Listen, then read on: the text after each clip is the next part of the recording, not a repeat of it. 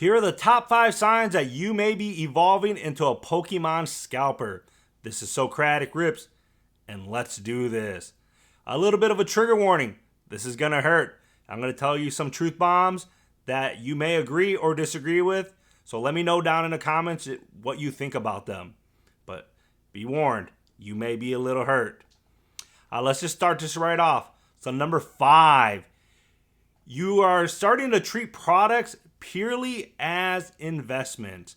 So you're treating sealed products as investments. So you're thinking about, oh, how much is this worth? Is it doubling in price? What is the market? How much can I flip this for? What can I trade this for?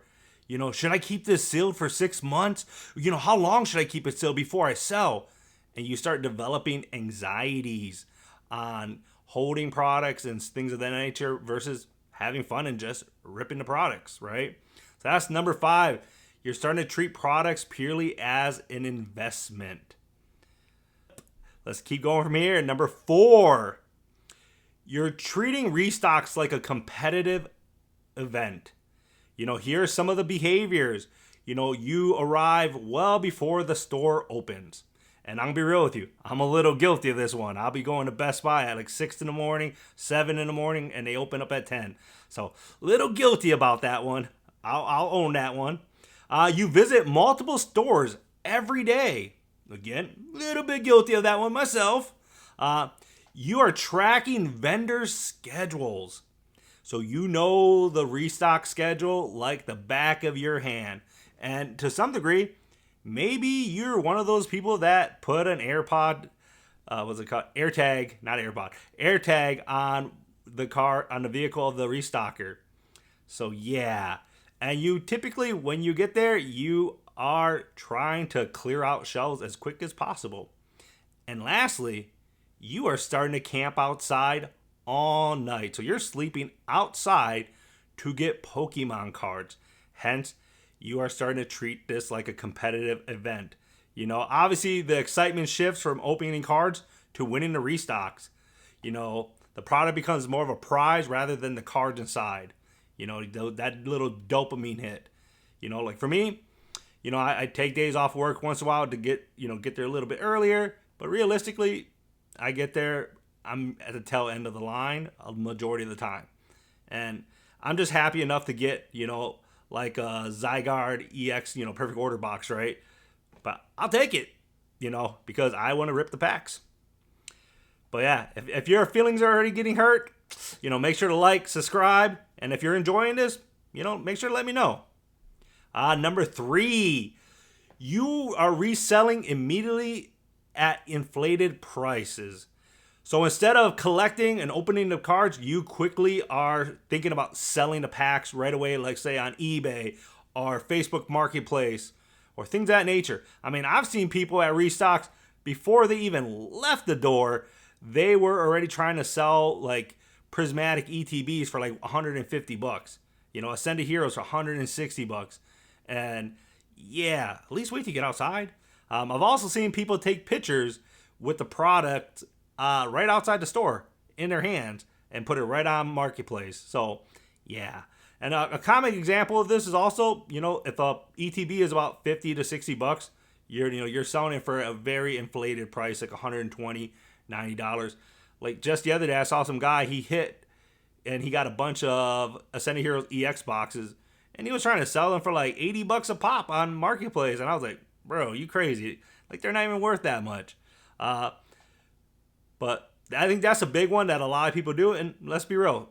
I'll be full transparent here. Do I sell products once in a while? Yeah. Having a YouTube is expensive. And so sometimes I'll get an extra thing and I'm like, well, I don't need to open it. But I try not to be a jerk about it and sell it for way more. Like I sold a First Partner Series 1 box to a kid for $20. I sold an adult for like $35. So, we all have our values and our moral code and what we're going to do and how much we're going to sell things for. But yeah, so number 3, reselling immediately just to, have that inflated price. Now, here's a bonus one before we get to our number 2 and number 1, because number 2 and number 1 may piss people off. creating artificial scarcity. So that means that and I've seen this personally with a lot of people in Pokemon lines, they have a lot of products. And I know they are. They're always in like the top 10, top 15 of people in each Pokemon line. They are scoring packs and ETBs galore. But what I do notice is that they start talking about, oh man, how products are so hard to get. They start acting frustrated about how it's so hard to get, Pokemon products. Poor me, right? And so the reason people do that is, one, they don't want to look like they're a scalper. They want to look like they're a victim. But two, is to make you start thinking, because you're not getting it. You're not going to get the product. And so if it's hard to get, well, guess what? Bro up front got it. Why don't you just buy it from him? So if you want that nice EX box that's $26.99 at Target, but if you give him $50, $60, he got you, right? And so I definitely see that happen a lot. And I don't even know if they know what they're doing. And some of them do know it. They do amp it up. And I think a lot of people fall for that trap, and then they start saying the same thing, because the reality is it is hard to get the products, right? And if they're going to the back of the line, middle of the line, telling people to do, talking about how hard it is to get, well, of course, they're going to be like, yeah, of course it is. It's really hard. And they're going to start telling people in line too. And so now it kind of creates this weird FOMO, right? Where people are like, oh my God, I got to get this. So don't do that, right? We know it's hard to get, but do not let the people in the front of the lines trick you into actually, believing even more, to kind of sell you on, buying it from them. Don't fall for it. Number 2. Oh, yes. I think we've all seen all the Poke Street videos. We've seen just the videos online of all the issues at Pokemon vending machines. So number 2 deals with camping Pokemon vending machines. If you're waiting for long durations of time just to get Pokemon cards, you may be a scalper. Keyword, you may be, right? Maybe. I don't want to put everybody in that. But majority of the people I know that camp Pokemon vending machines scalp the crap out of products. Like, they are on Marketplace ASAP, right? Like, I knew a guy, he got like 37 products, and within 10 minutes, he posted them all on Facebook Marketplace to sell, when he explicitly told me he was not going to do that. And there was a line of people behind him, and I was like, bro, let people have them. And he just did not care, right? Another sign, if you are at Pokemon vending machines and you're trying to intimidate people to tell them like, oh, this is my spot, get out of here. Yeah, I've seen that too. And, most people don't try that with me because I'm pretty big, because I'm not playing around with them. I'm like 6'3", 270 pounds, pretty lean, you'll get punched in the face. But also clearing out vending machines. That means by just camping and waiting and just trying to get as much as you can, but also glitching the machines. If you are glitching the machines, you are a piece of shit, period. And if you don't like that, I don't care. Tell me down in the comments if you don't like that. So you can go eat a big bag of dog shit. I don't care. All right. And the number 1, guys, the number 1 is going to be buying out entire shelves of products. We've seen the videos of people just stacking stuff in their carts. That's a big problem. People are taking every ETB, booster bundles available, clearing out retail displays, obviously visiting every store and trying to do that all the time. That is a shitbag move, period. And people are not going to like that, but it really is. That is terrible. You, at some point, even if you're ripping all the cards, you have become a parasite on the hobby. If you don't like that, let me know down in the comments, because that one's definitely going to hurt some people.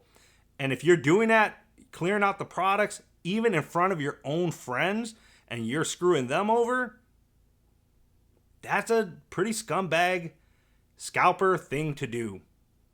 Now, do I think everybody that does these are scalpers? No. I think sometimes people are also, they're hoarders. They are addicted. But these are some of the signs that show me that you are going down that path of being a scalper. And so let me know down in the comments, am I off on this list? I don't think I am. I've talked to different people, throughout the community about this at Pokemon lines. What are the different signs they see of people that have come into it? And I'll be honest with you, man. Like somebody who came back into the hobby around Journey Together after, years of taking off because I just didn't have the money for it. I could have easily went down that pathway of clearing out shelves, being a bully, and things of that nature. I don't think I would have been a bully because I'm a pretty solid person. I have good morals. But I could have seen me getting overhyped and trying to sell things and stuff like that. But I'm lucky I surrounded myself with good people that called me on that type of bullshit. Because that's just not cool, right? Like buying out shelves, even in front of people that you're cool with, that's not cool. So to reiterate, guys, I don't think as humans, most people are horrible people. I think people do horrible behaviors that hurt people, that hurt hobbies, that hurt the communities that they're part of. And sometimes they don't care, right? And sometimes they really don't know that they're going down that path, And if you are a scalper and you're proud of it, let me know down in the comments. Have fun with it, right? That's your choice at the end of the day. Just know that you're not going to be liked as a human being by a lot of people. And so before we go out, I'm going to rip a pack of, of Chaos Rising just to rip it, right? Let's see what we get. Let's see if we pull something pretty dope. Yeah, but if you're still with me, make sure to like, subscribe. I would greatly appreciate it. We got to keep moving up these subscriber numbers.